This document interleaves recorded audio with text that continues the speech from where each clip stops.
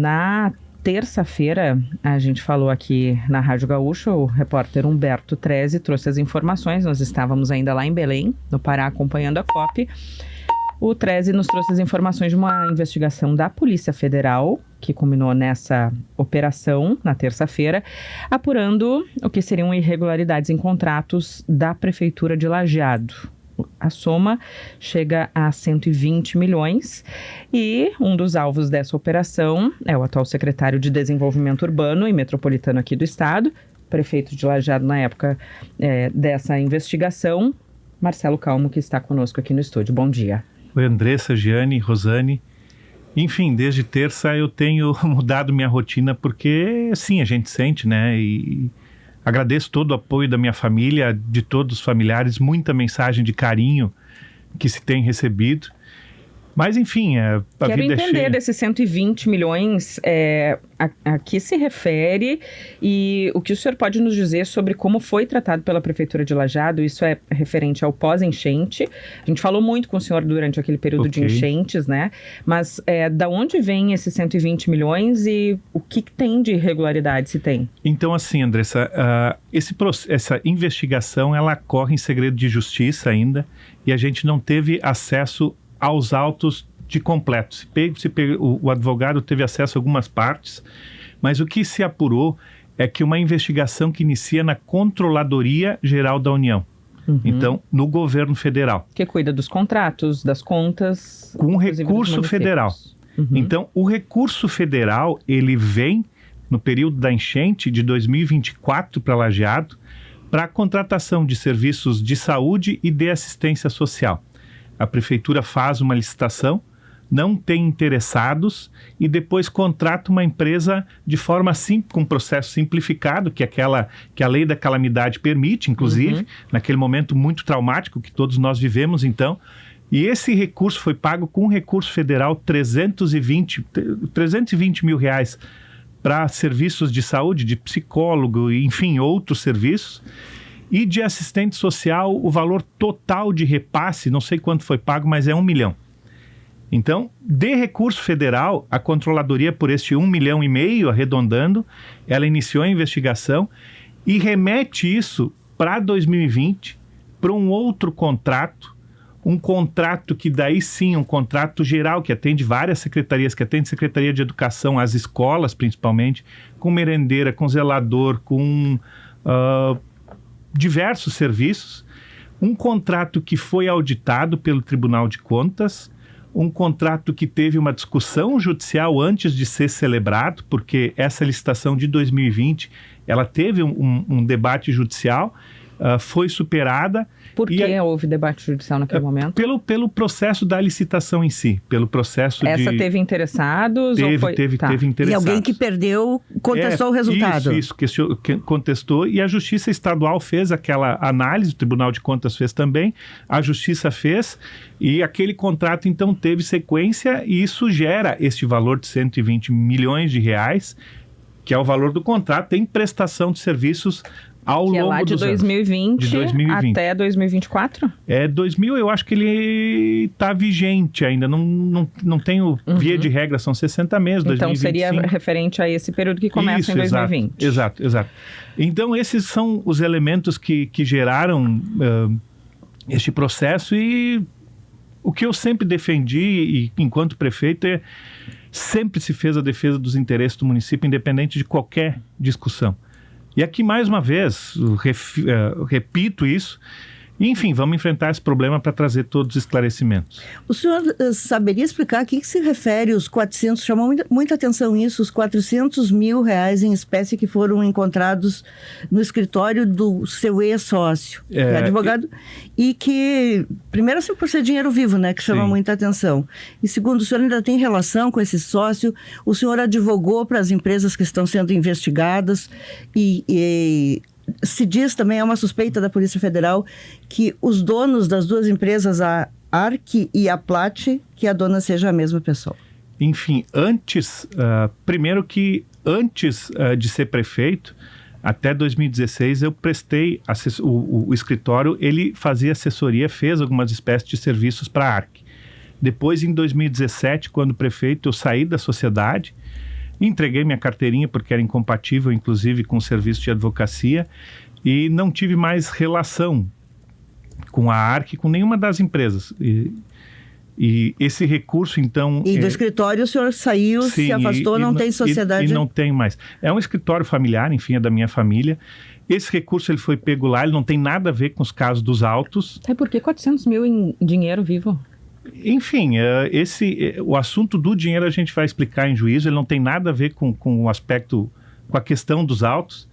E é um recurso particular, um recurso privado que envolve terceiros também. Então... A gente costuma dizer aqui em operações com tanto dinheiro vivo, não se acredita no sistema bancário?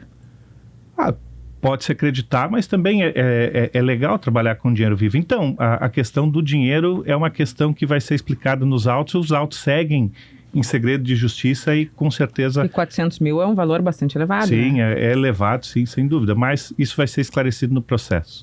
Por que vocês não conseguiram ainda levantar esse segredo de justiça, sendo que o senhor está envolvido? Qual é a estratégia que vocês estão montando para ter acesso às informações e conduzir essa defesa, inclusive dos 400 mil reais? De novo, os 400, eles tentam fazer vinculação com o processo, né? E as atividades policiais, os mandados, eles não foram todos juntados ao processo ainda. Então, por isso que seguem em segredo de justiça. E não se teve esses elementos todos dos mandados que foram cumpridos. Eu não sei nem quem são as pessoas que estão sendo questionadas, procuradas, enfim. Da prefeitura me parece que foi só o ex-prefeito, então, e só depois de ter o processo, o conhecimento dos fatos que a gente pode avançar e esclarecer tudo para a comunidade. Teve, inclusive, CPI na Câmara de Lajeado. O senhor tem ideia, o senhor falou dos contratos aí, mas tem ideia de que irregularidade poderia ser essa, até para o senhor se defender? Tu dizes da investigação? Sim, porque não é algo novo, né? Não é algo que o senhor ficou sabendo na terça-feira que havia essa... Não, a CPI não tem nada a ver com esse objeto da ação, desse inquérito. A CPI lá, ela busca a análise de execução de contratos.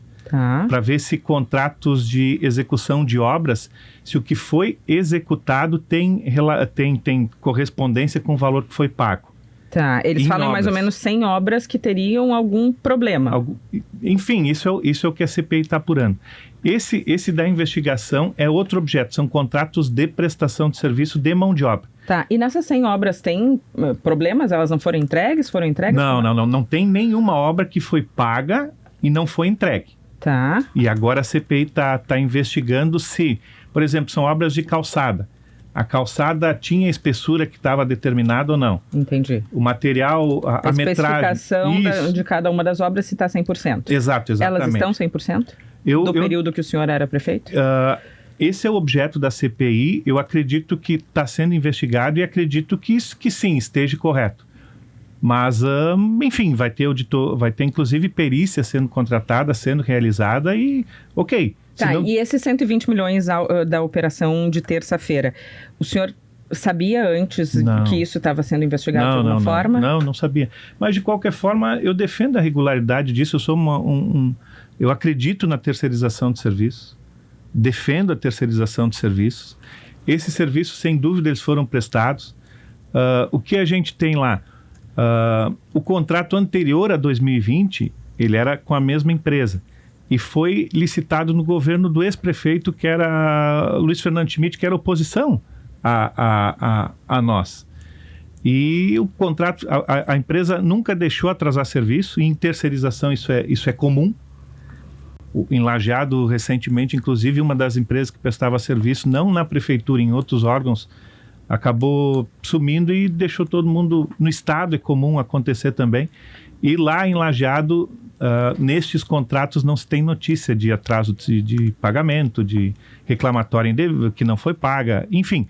Mas isso tudo são situações que a gente traz sem conhecer efetivamente os autos ainda. O senhor vai continuar na Secretaria de Desenvolvimento Urbano ou vai se afastar para se defender enquanto pesa essa dúvida sobre, enfim, supostas irregularidades na sua gestão? Rosane, os fatos, eles não têm nada a ver com a Secretaria. Sim, não tem relação. São relativos à Prefeitura. Eu não conversei ainda com o governador. De fato, vou me dedicar a fazer esses esclarecimentos.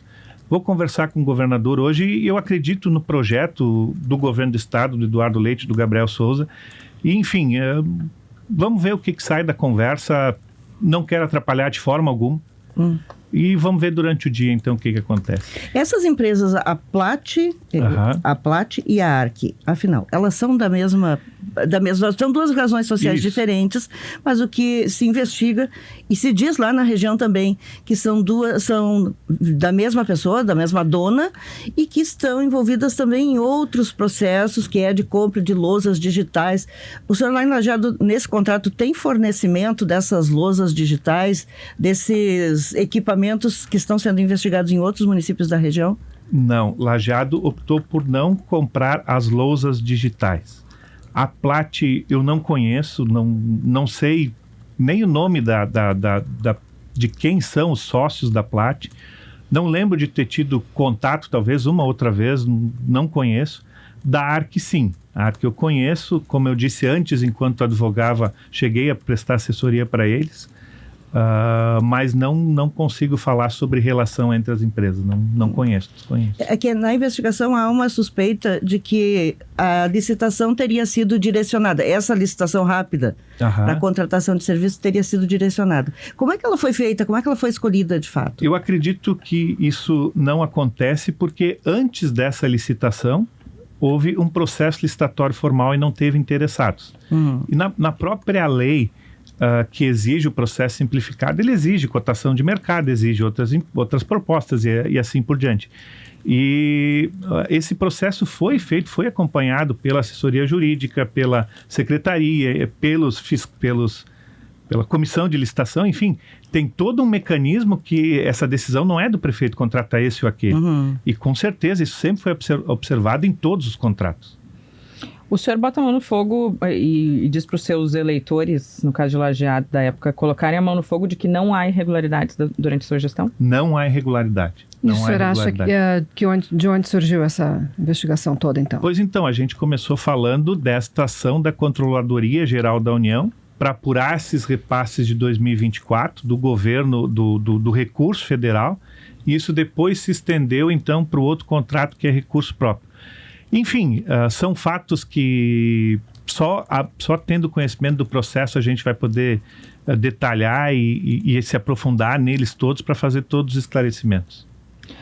Bom, nós lhe agradecemos, Marcelo Calmo, que vai conversar hoje com o governador. Sim, vou conversar em seguida. Para definir o futuro, se fica na Secretaria de Desenvolvimento Urbano e Metropolitano do Rio Grande do Sul ou não, durante essa investigação do tempo em que era prefeito de Lajeado. Eu queria esclarecer uma coisa, o senhor, porque é uma operação que foi barulhenta, que teve... enfim, chocou, inclusive a nós, né, foi uma surpresa. O governador não ligou para o senhor, não expressou solidariedade, o senhor disse, nós não conversamos ainda. Não, eu conversei por telefone, não conversei pessoalmente com o governador. Sim. Ele estava viajando? Sim, esteve viajando.